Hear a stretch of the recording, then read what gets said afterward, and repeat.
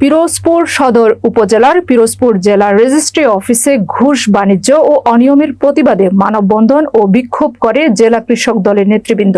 এ সময় উপস্থিত ছিলেন জেলা কৃষক দলের সভাপতি নাসির উদ্দিন বাচ্চু, সাধারণ সম্পাদক হাবিব খান, বরিশাল বিভাগীয় নেতা আখতার হোসেন লালন সহ জেলা কৃষক দলের সহ সভাপতি এম এ সোহেল মাহমুদ। তিনি বলেন, কৃষকের যদি বছরে ফসল ভালো হয় তাহলে কৃষক একটু জমি ক্রয় করে, আবার যদি কৃষকের ফসল খারাপ হয় জমি বিক্রি করে। জমি বিক্রয়ের সময় কোনো ঘুষ যাতে দিতে না হয় সে কারণে আজকের এই মানববন্ধন। এরপরেও যদি এই ঘুষ বাণিজ্য চলতে থাকে এর চাইতে কঠিনতম ভূমিকায় থাকবে জেলা কৃষক দল ফিরোজপুর থেকে মাইনুল ইসলাম মামুনের প্রতিবেদন। বিস্তারিত 2009 সাল থেকে এরপরেই আমরা ঘরে ফিরে যাব ইনশাআল্লাহ। আসসালামু আলাইকুম। আমরা মানি না কৃষকরা অনেক কষ্ট করে এই ফসল ফলিয়ে আমাদের খাদ্যের ব্যবস্থা করে, সেই কৃষকদের কাছ থেকে যারা দুর্নীতি করে ঘুষ নেয় তারা মানুষ হতে পারে না, তারা একটা অমানুষের পর্যায়ে পড়ে। পুলিশের অনেক জায়গায় আমি দেখতে পাচ্ছি যারা ঘুষ থেকে একটা নিয়ম মনে হচ্ছে যে ঘুষ না দিলে মনে হয় কাজই হয় না। সম্পূর্ণ ন্যায় বিচার এবং অধিকার চাই এবং সকল দুর্নীতির বিরুদ্ধে আমরা সোচ্চার এবং সারা জীবন সোচ্চার থাকবো এই আশাবাদ করতাম। এটা শুধু একটা 5 তারিখের আগে এবং পরে যে সব দুর্নীতিবাজ ক্ষুধা গেড়ে বসে আছে তাদের বিরুদ্ধে আমাদের আজকের এই অবস্থান।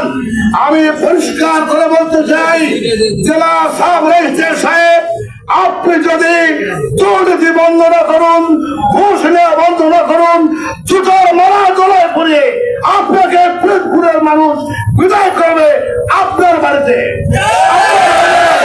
সাবধান হয়ে যান, দুর্নীতিবাজ কাকে টাকা দিয়ে কার ক্ষমতা বলে এই তোর বাচ্চারা এখনো ফরিদপুরে আছেন। আমি ওই কৃষি বিভাগের দিদি ওই চোরের কাছে আমরা আবেদন করেছি, গত 16 বছরে যা করেছ তার আমাদেরকে ডকুমেন্ট দাও। ওই চোর দেয় নাই।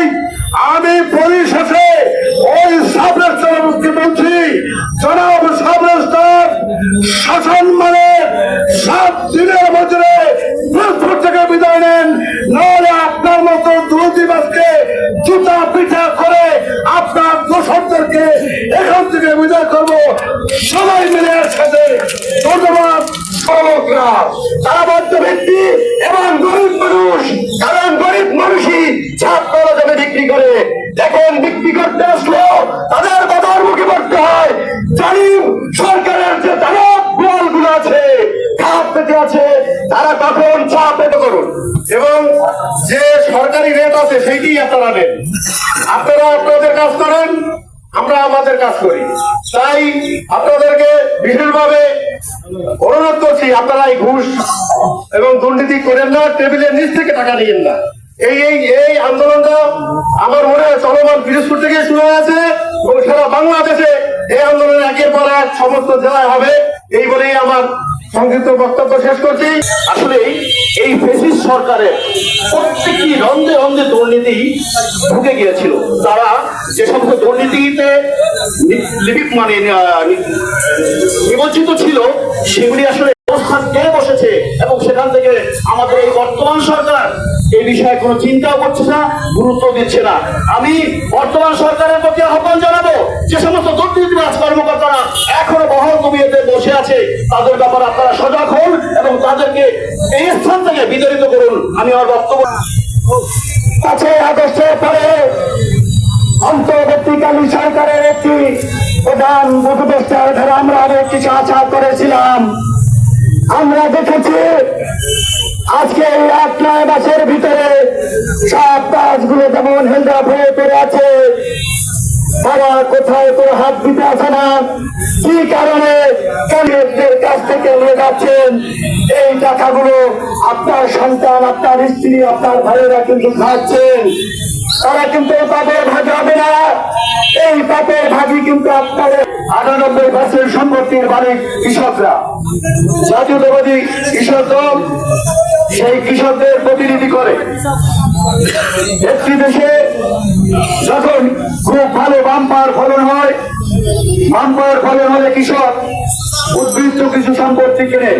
যখন প্রাকৃতিক বিপর্যয় হয়, একটি কৃষক সর্বস্ব হারিয়ে তার সম্পত্তি বিক্রি করে। আমার প্রশ্ন হলো, একজন কৃষক তার জমি ক্রয়ের বেলায় এবং বিক্রয়ের বেলায় সরকারি নির্ধারিত যে টাকা ধার্য আছে তার বেশি অতিরিক্ত উৎকোচ দেবে কেন? আপনারা জানেন বাংলাদেশ দ্বিতীয়বার স্বাধীন হয়েছে ছাত্র জনতার গণ অভ্যুত্থানে। তার প্রধান শর্তই ছিল বৈষম্য বিরোধী এই দুর্নীতি। তাই সাংবাদিক ভাইদের উপস্থিতিতে সাবরেজিস্ট্রি অফিসকে স্পষ্ট ভাষায় জানিয়ে দিতে চাই, আজকে থেকে ফেসবুক সদর সাবরেজিস্ট্রি